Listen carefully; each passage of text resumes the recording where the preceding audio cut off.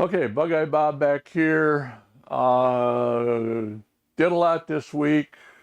Didn't do as much as I wanted to because that sliced up my hand a little bit. It's healing up fine. Things like that happen. So where are we at on the car? Spent a lot of time stripping rust off and prepping some panels to go in. And let's take a look at that. So like I said, I spent a lot of time stripping rust off. I have been working on this little panel right here, getting it shaped and in place. It's ready to be welded in. And while I was stripping rust off, I used a needle scaler. There was one little tiny hole. I think it was this one right, that one right, that one right there, I think was the one that I saw. So I used a needle scaler, and lo and behold, look at all the holes it punched in that piece. So what I have done is I have made a pattern some damn place here. Da-da! I made a pattern to go in there for a replacement piece of steel, which goes in like so. And I'll have to weld that all in place. Now, one of the things that I used to make that pattern with, literally decades ago, I came across one of these. It is a flexible ruler. I think it's got a strip of lead in it, I'm not sure.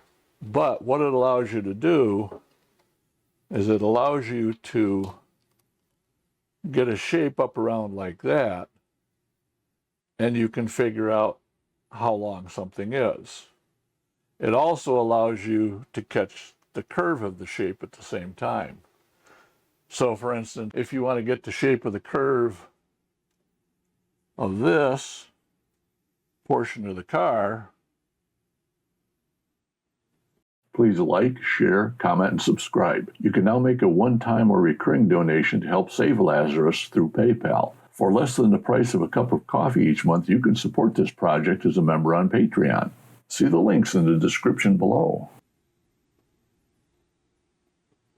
And that gives you a hell of a good start if you're making templates of your body panel. I think you can still buy these things. I have another one that's much larger, and it's made out of strips of plastic that hook together that slide on each other. So it's a, I think it's called a variable spline or something like that. I don't know. But anyways, slick as hell. So that turned out to be quite useful on getting this shape. First off, getting the absolute length that I needed, but also in helping me to get around like this to start getting a start on the shape itself that I needed for this curve right here, Okay, let's talk about, what do we want to talk about next? Like I said, went over the whole bottom here. A lot of places tried to take additional rust off. You can see I got rust off of here and additional places. Absolute filthy job. Dirty, thankless job, but it needed to be done. I also cleaned out a little bit of the wheel well on the other side. Show you that probably in a couple of minutes.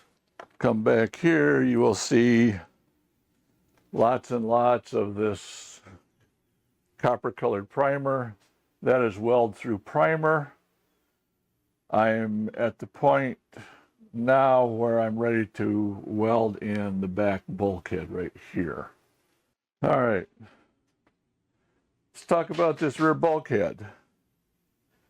It was shipped with this black coating on it. And I thought that black coating was just kind of some sort of standard old primer paint. It's not.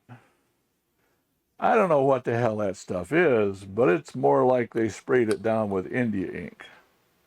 When I mark these panels, I'll use like a silver colored marker to make a line.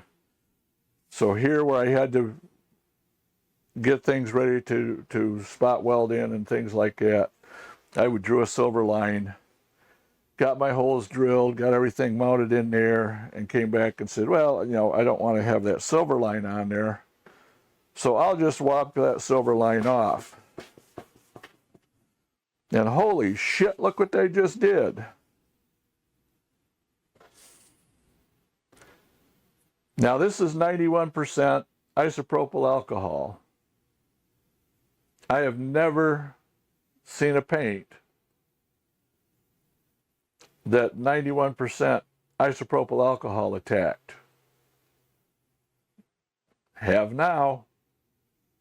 So I don't know what the hell this thing is painted with, but I'm almost of the opinion that the first damn thing you should do after you get it and when you're ready to put it in is get yourself a big damn tray, soak this thing in isopropyl alcohol, wash it all down and get all that shit off.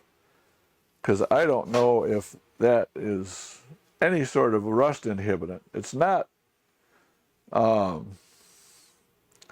Water doesn't really take it off, but just the idea that simple isopropyl takes it off is a bit much for me. Then, of course, you get that shit all over your fingers, too. And it literally sticks into your fingers just like India ink would. So that is why you will see all of this copper-colored weld-through primer on there.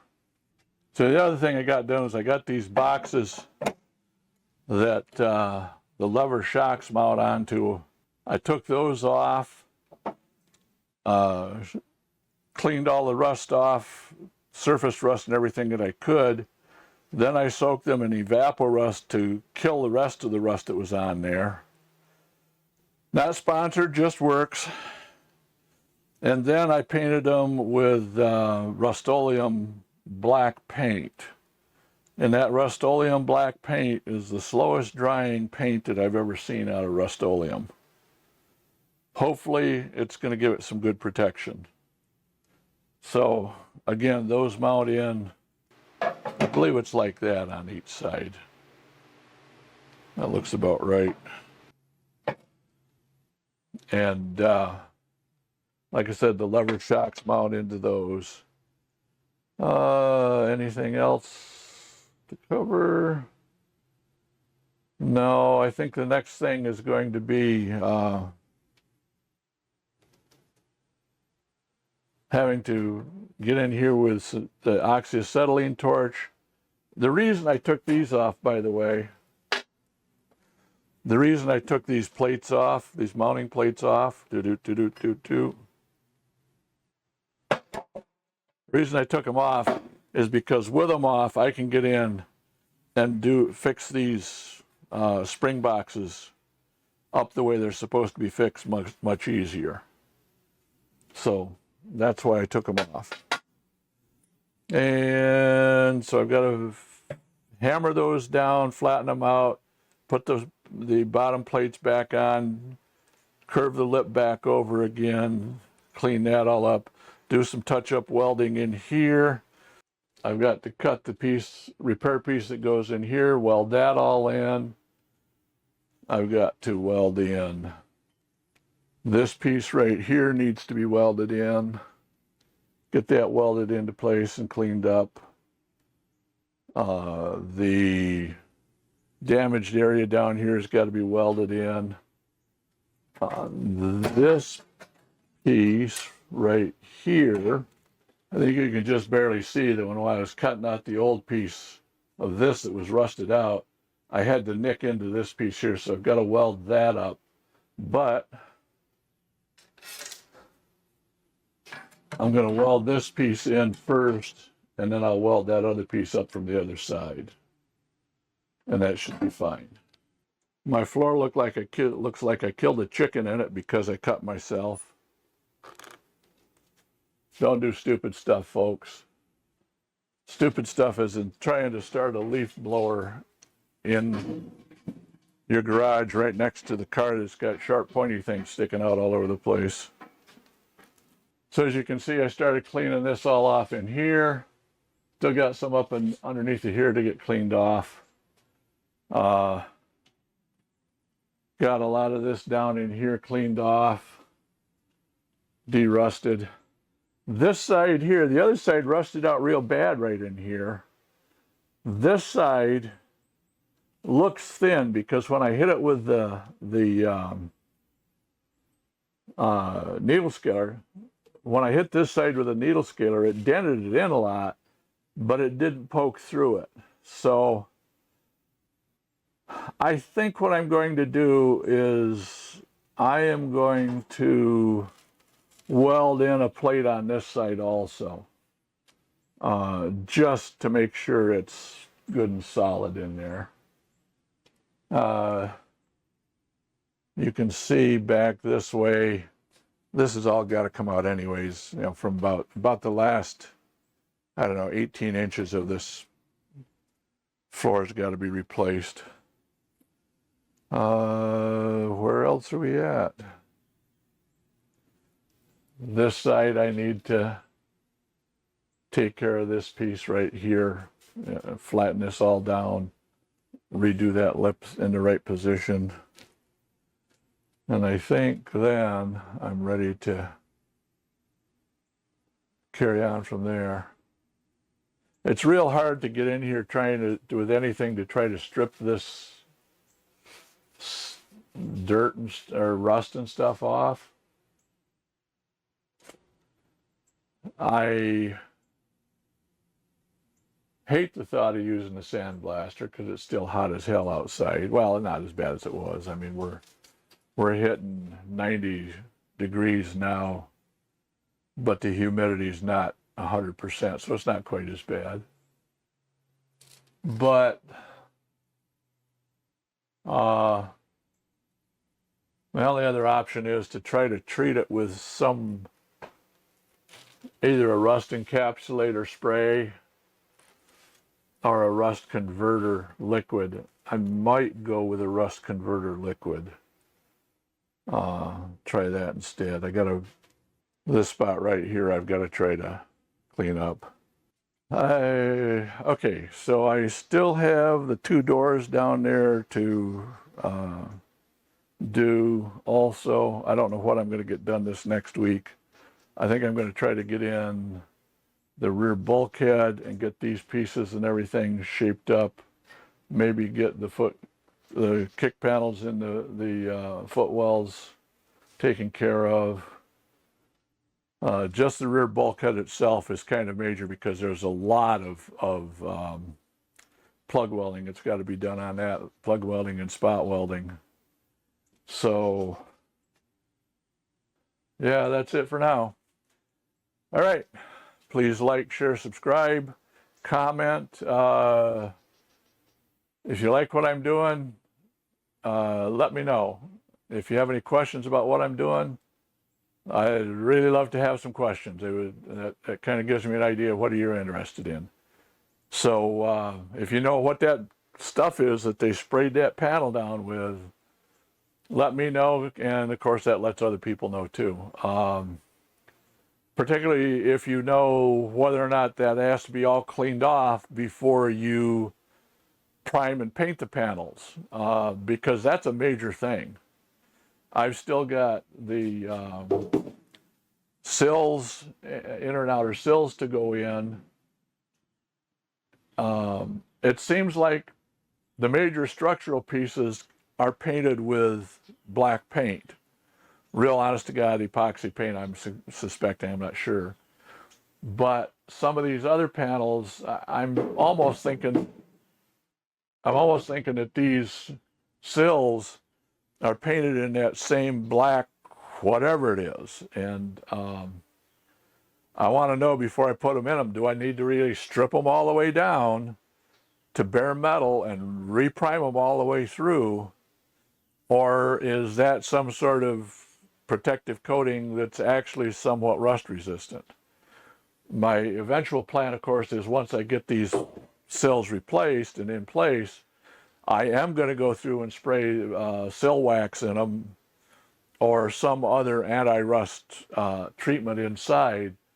But it's kind of nice to know what you're dealing with. You know, I mean, if I can do that with the black still on there that they came from the factory with, that's fine.